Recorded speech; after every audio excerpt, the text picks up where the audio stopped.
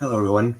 Um, I wasn't really sure if I was going to shoot this video because it's been kind of depressing. I was just looking at my Facebook and I didn't get any views or responses to my last video. And in a way, it's kind of refreshing because I am going through a difficult time right now. And I'm talking about things in my life that I'm not exactly that proud of. And so to have 0 views and 0 responses is kind of comforting because it means that even if I mess up, people don't really care. That it's like I just have a clean slate all over again. So that's the way I'm looking at it, and just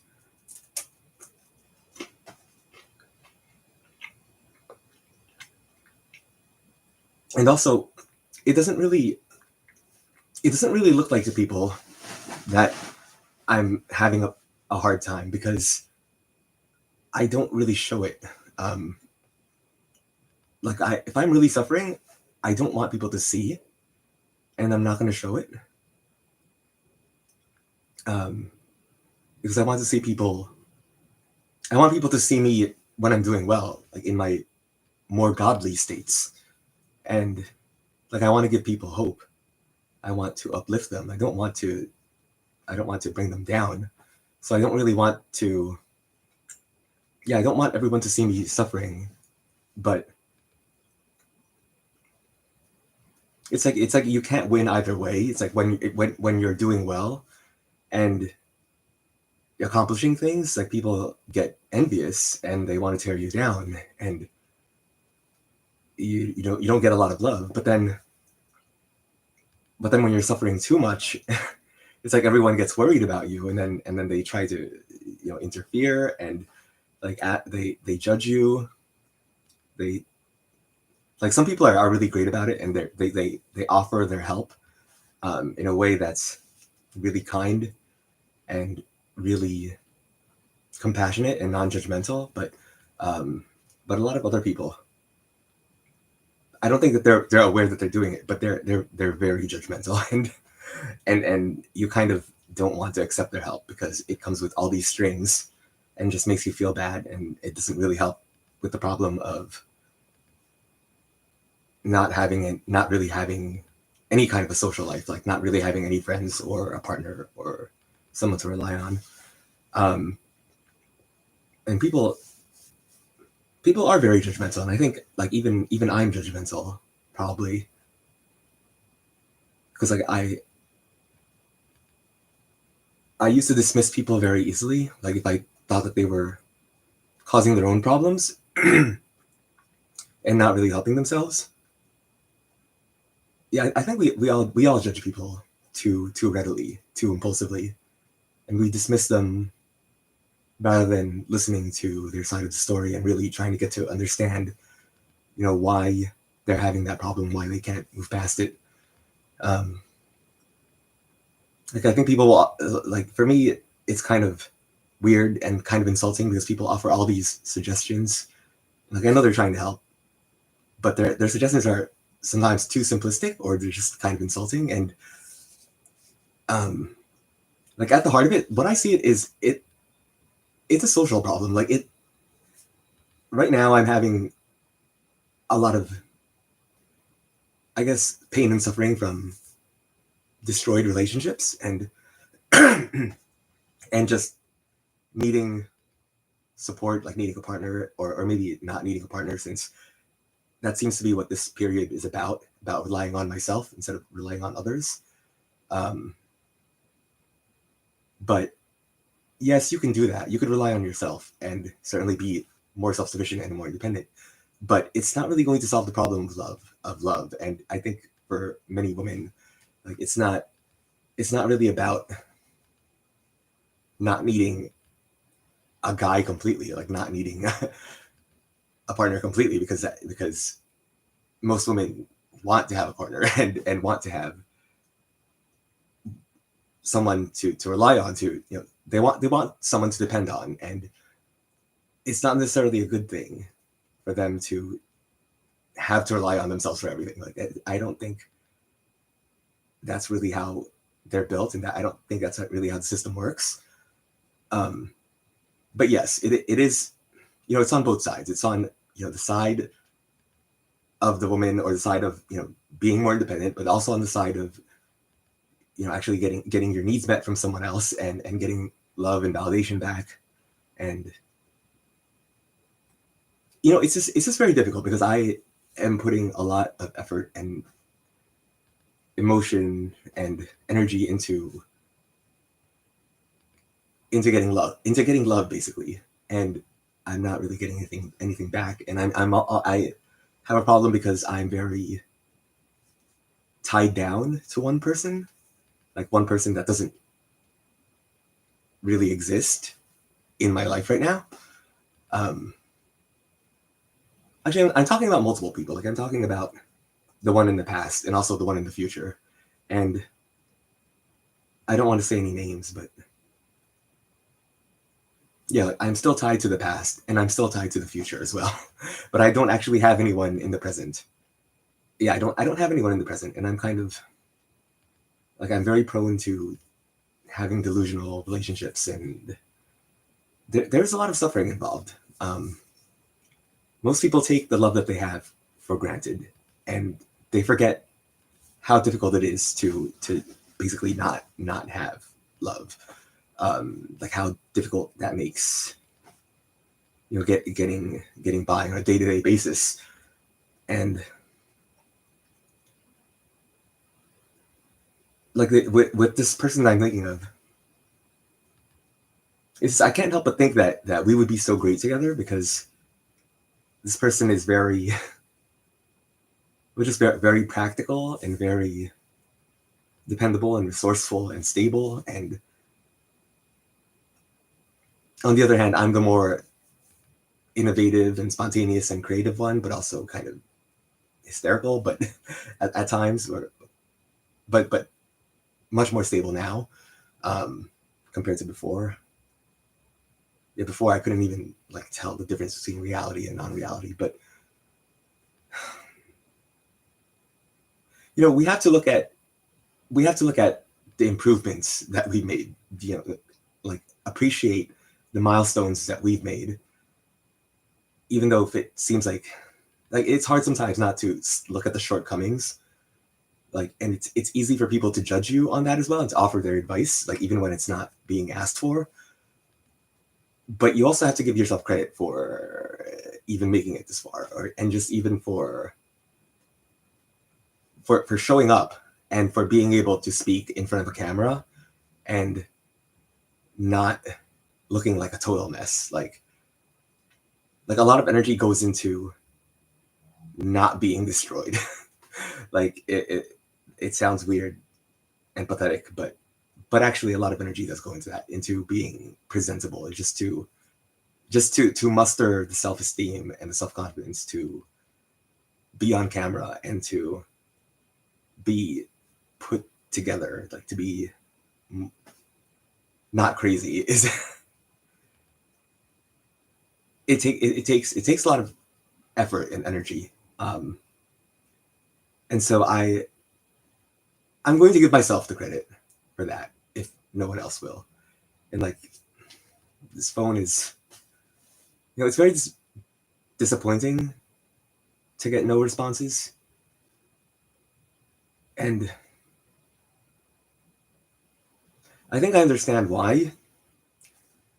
It's because, I talk about very abstract, very obscure, very esoteric topics. And like, I know it scares or overloads people if I go too deep into religion, or too deep into doctrine, or the Kabbalah, or spirituality, or things that they don't understand. Like it scares certain people, because, and they're certainly not going to validate any kind of talk of being special, or ordained, or appointed, or hinirang, or chosen, or prophethood, anything. Like they're people are not going to validate that at all. But what people aren't seeing is that it's kind of on a seesaw. Like it's kind of when you don't have love and like personal goals and needs being met, you kind of make up for it with this other world of spirituality and being chosen and being special and being hinirang, being appointed, being everything that makes you feel like you're special. It's like that exists on the one side of the scale, but then on the other side of the scale is like all the actual things that you want, all the goals and personal things that you would like to have in your life, like love and money and security and and just joy and like experiences, good like things to live for. And when that side isn't there, when there's no partner that's there, it's like you make up for it on the other side with this other like imagined, or not even imagined, but just like hopes and dreams and spirituality and things of the mind and of the soul, like personal aspirations and just this it's like this quest, this mission, this drive, just to fill yourself up, to fill your vessel up with with this fire, this and maybe living waters would be a better analogy. But it's like when you don't have one, you make up for it with the other. But then too much on that side, and no one is going to validate you at all. No one is going to respond to you or date you or respond to you or do anything. And so it kind of comes crashing down again. And then you realize, okay, then I have to work on the actual superficial physical stuff and trying to get back into the real world and back into dating and back into making friends and things like that. And then you don't feel special. And then you don't feel special at all when you get nothing. And then you have to make yourself special again. And then it kind of goes nowhere. And I guess I'm just realizing that, and I don't know how to get out of it, but except with gratitude and prayer. Yeah, even like the Shema prayer. Yeah, Shema Israel. Yeah, Adonai Eloheinu, Adonai Echad. And you shall love the Lord your God with all your heart and with all your soul and with all your resources. And yeah, Baruch atah Adonai Eloheinu melech haolam. You know the Shema prayer. And it's it reminds me of Rabbi Akiva. And I was actually planning on doing this in another video, but since this is just like a whatever video that's kind of for practice, and I'm going to put it on my other channel, which gets 0 views and 0 responses yet again. I might as well tell a story of Rabbi Akiva, because this is just a practice one anyway, but I do want to tell it for a Filipino audience, just, my own way, even if you've already heard the story before. But Rabbi Akiva was, a great Jewish sage, and he studied Torah his entire life. And when it came down that the Roman officials had surrounded Jerusalem and basically had control over everything, they had outlawed the Torah, and Rabbi Akiva basically continued to teach the Torah, because he said that Torah is the essence of the Jewish people, and it's like taking the Torah away from them is like taking water away from a fish. It's like the fish need water to live, and so the most natural thing for a Jew to do would be to continue to learn and study and teach the Torah. And so he did that, and his other friends and fellow sages warned him to stop, and he didn't listen. And as things would happen, of course, he was caught and he was arrested. And it was a really scary time because there were, people were being killed and tortured and molested and just harassed in so many different ways, and just like unfairly, and without due process of law. And as it happens, Rabbi Akiva died a very gruesome death. Like, he died a martyr's death. He, when they were going to execute him, they basically tortured him. They whipped him with iron combs, and like these whips that would have iron claws at the end, and they would like latch onto your skin, and when they would whip it back, like it would tear it away, like with the skin on it. And so he was being flayed alive, like with these iron combs. And you can only imagine how painful that would be. And when he responded to it, he reacted to it with the Shema prayer. And the Shema prayer,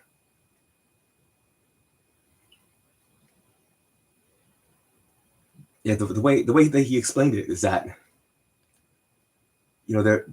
there's a part of the Shema prayer that he never like fully articulated, in the sense that, well, he said that like my entire life came down to this moment of actually fulfilling the Torah, like actually fulfilling the mitzvot of the Torah. And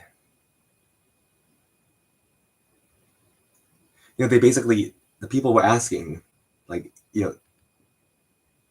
with this execution done in very gruesome fashion, is this the Torah? Is this its reward? Like, this is a Torah, this is its reward? Like, to be flayed alive with iron combs, publicly whipped, and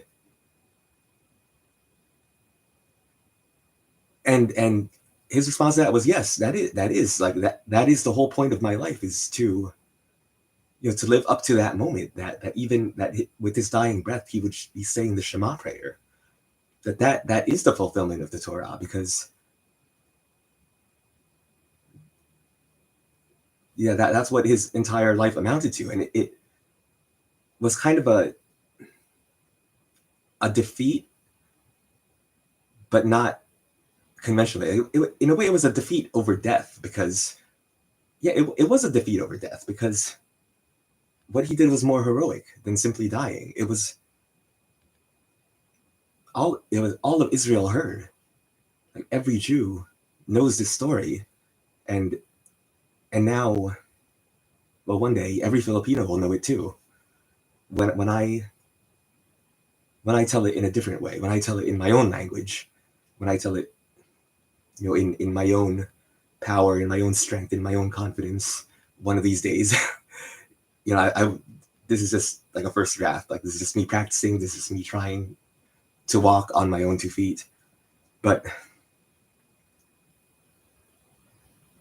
it just hurts, because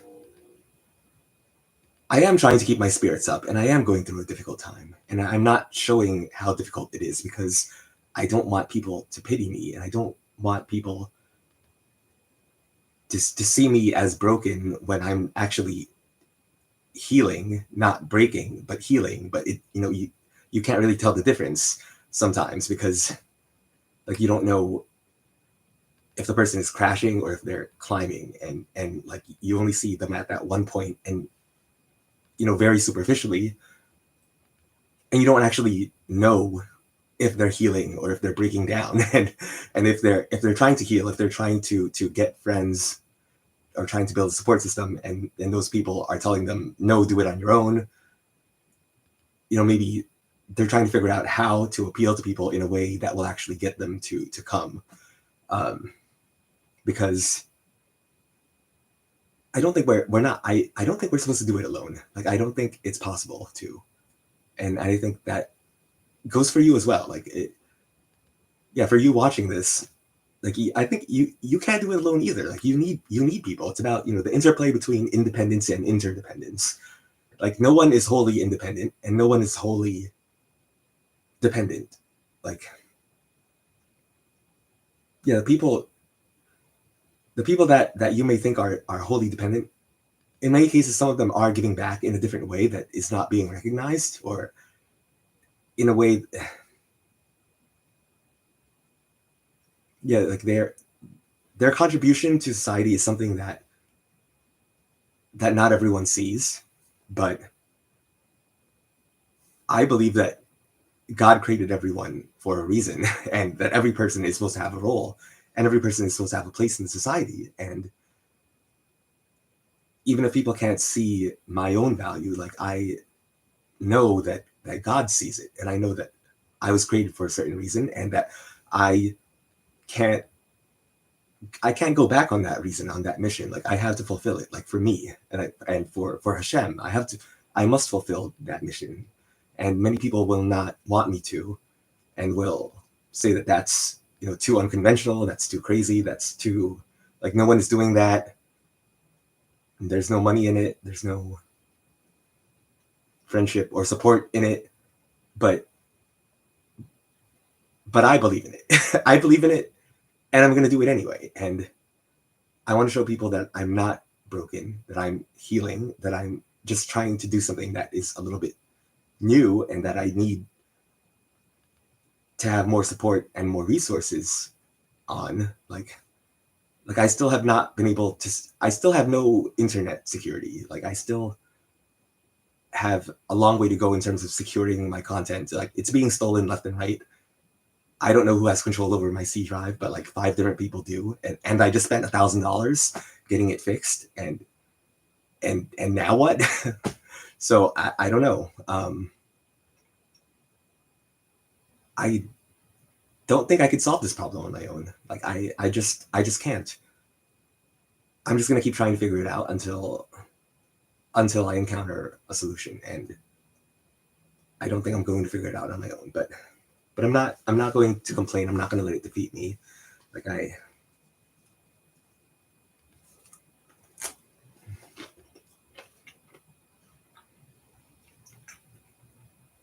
it just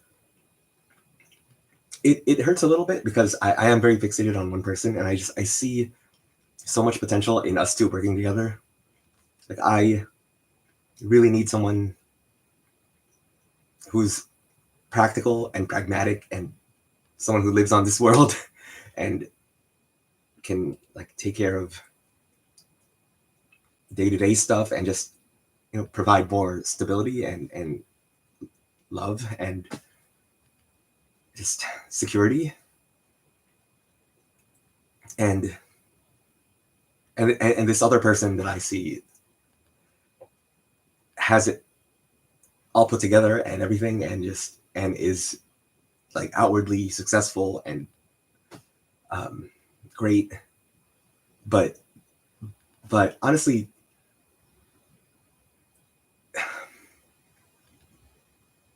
like he doesn't. There's a part that's missing. Like his soul and his message is missing. Like it's like I'm that fire. Like I am that spark, and like his message, it doesn't seem that important. Like it doesn't, like it's nowhere near, it's nowhere near as prevalent as mine. And I'm not trying to disparage him.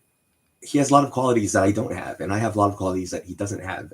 But I think that either of us working separately results in both of us being a lot less effective. And I don't think, yeah, I don't think me doing everything, I don't think me trying to acquire his traits and trying to be more practical and just put together, I don't think that's going to solve my problems, because because I've been trying that for a long time, and I think I just need to outsource it to someone else, and just I don't know, but yeah, I can't do everything on my own, and I'm kind of failing. I'm kind of failing at it, and this person who I think is wonderful and great just doesn't is just too bland, too. There's just something missing. It's just I don't think I don't think that either of us individually will be able to succeed, to be that effective on our own. And that's just something that I hold in my heart, in my intuition, and just because it's like too much of chesed and too much of gabura on the other side, or too much of netzach and too much of hod, or too much of bina and too much of shokma, and it needs to be balanced. Like it can't, if it's too far on one side, it's not going to be that great. And the strategy that everyone is telling me is to try to build up the weaker arm muscle. Like, yeah, if you're too much chesed, then try to do more of gabura. But I think we're both trying to do that, but I think it would just be more effective just to partner up and just to outsource it to someone else to build a team, because I'm gonna need a team eventually anyway. Like, I can't even secure any of my content. It's being stolen left and right, and I haven't. My problems are I don't have the resources to fix them, so I just have to keep pumping at it. And it's like having a boat. Like, I have this gaping hole in the hull of my small boat, and it's filling up with water. And like I can't plug up the hole, but I can just keep scooping out water with my hat or something, or just with a cup, and dumping it into the ocean. But that it's a crazy solution, because I can't plug the hole. Like, I can't stop them from getting in.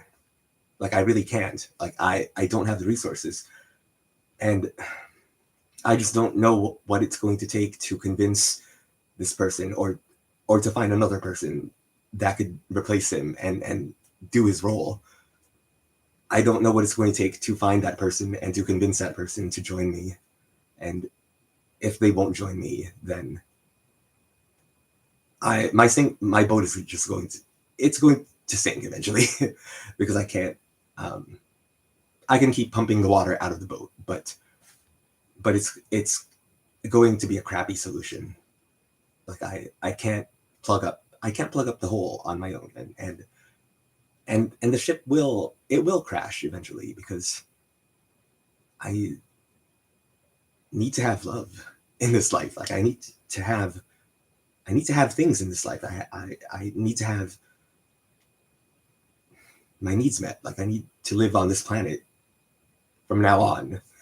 I'm not content with just hopes and dreams anymore. Like, I'm too old for that. Like, I need to actually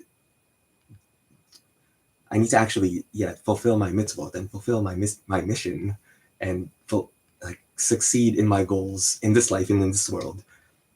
And going back to the story of Rabbi Akiva, the ministering angels heard his cry, heard the Shema prayer, and they responded, to the Holy Blessed One be He. This is Torah, this is its reward. And they basically responded, yes, this is Torah, and this is its reward. For this is the portion you will have in this life. So this is the portion you will have in this life, which means that he was actually granted his portion. His portion was actually granted in the afterlife. Like, his portion is eternal. His portion lives on. It is eternal, like, in multiple ways, like metaphysically, but also pragmatically. It's eternal because all of Israel heard it, because everyone heard it, and because the story lives on. The Jews, teach the story to their little ones, and now I'm going to be teaching it to the Filipinos, and Yeah, it is an immortal story. It is eternal. So to those of you that don't believe in God, you're wrong. Like if like God does exist, but even if he doesn't to you, his story lives on. Like Rabbi Akiva is better than you, is more successful than you, and he is more eternal than you will be. And you will be eternal for joining me. For I come with the Holy One of blessings. And like I don't want you to keep testing me anymore. I want you to join me. Like I need your help. Like this is not just a game for me. Like this is my life and this is my mission and I need to succeed at it. Like I don't have forever. Like my time here is limited and yeah and I I'm trying I'm trying to win nations. I'm trying to build a bridge between nations. I'm trying to forge a peace between nations. Like do you realize what enemies I have to deal with? Like do you realize what challenges I have to deal with?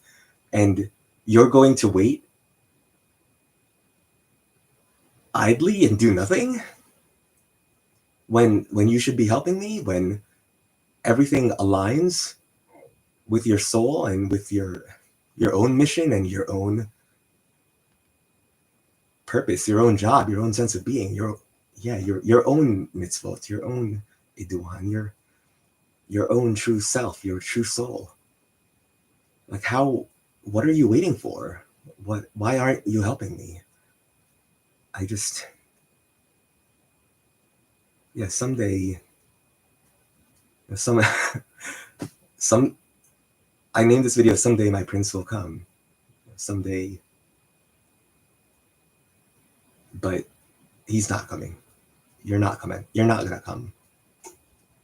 Um, yeah, the prince is me, isn't it? Yeah, I think the prince is me. Um, which is depressing, but it's kind of what the divine presence is about, isn't it? Yeah, I think so. So I think, yeah, this is very depressing that I got no views and no responses. But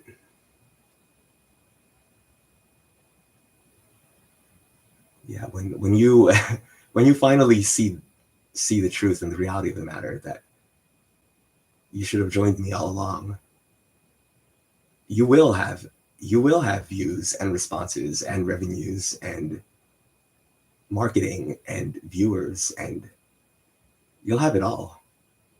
I I promise you. For I come with the Holy One of blessings and yeah, my coming was foretold. And I trust in Hashem. Hashem will deliver on what he promised. Lupang hinirang, your chosen land, promised land. Yes, Hashem will keep his promises to his chosen people. Yeah, Baruch atah Adonai Eloheinu melech ha'olam. Ang Panginoon Diyos, patawarin kami lahat. Ipanalangin mo kami. At sa lalaking ikakasal at sa babaeng sa babaeng kasalanan, I almost said kasalanan, but it's just I used to stutter. It's actually kasintahan, kasilanawan, which is a wedding, which sounds very similar to kasalanan, which means a grave error. But I'm just going on a weird linguistic tangent here.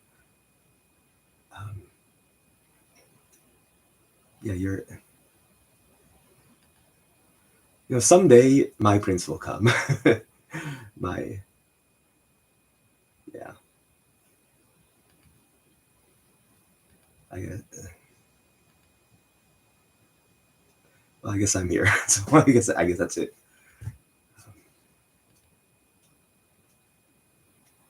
Yeah, I feel better now.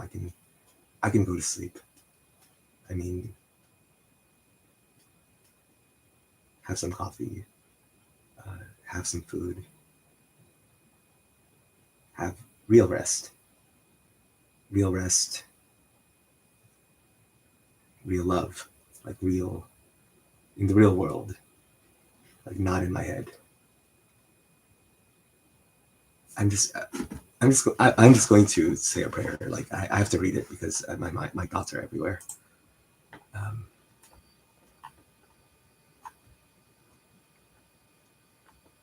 yeah,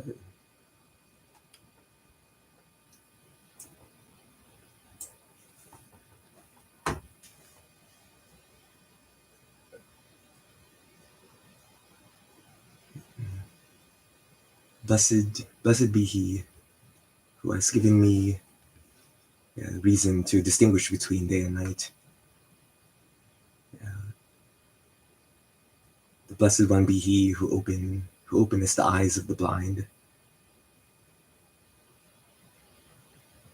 Yeah, who sets free those that are in chains. Yeah, blessed be He who girdeth Israel with might. Blessed be He who crowneth Israel with glory. Bend my evil inclination to be subservient to you, my Yetzer Hara, and distance me from an evil person and an evil acquaintance. Help me attach myself to the good inclination and to a good friend in your world. Give ear, O Great One. Grant me today and every day grace, loving kindness, and compassion, Rakamim, in your eyes and in the eyes of all who see me, and bestow loving kindness upon me. Blessed are you, O Lord Adonai, who bestows loving kindness, kapwa, on his people, Israel, lupang hinirang, Pilipinas, at ang buong mundo. For the Tikkun Ha'olam, Tikkun Habris, Adam Harishon, Adam Kadmon, Lakan Parusha, Adam Kadmon, Hala, Hava. Okay. All right. Hala is Hava. Hava is Hala.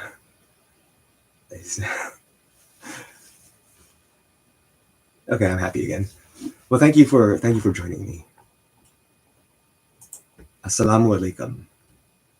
Yeah, shalom.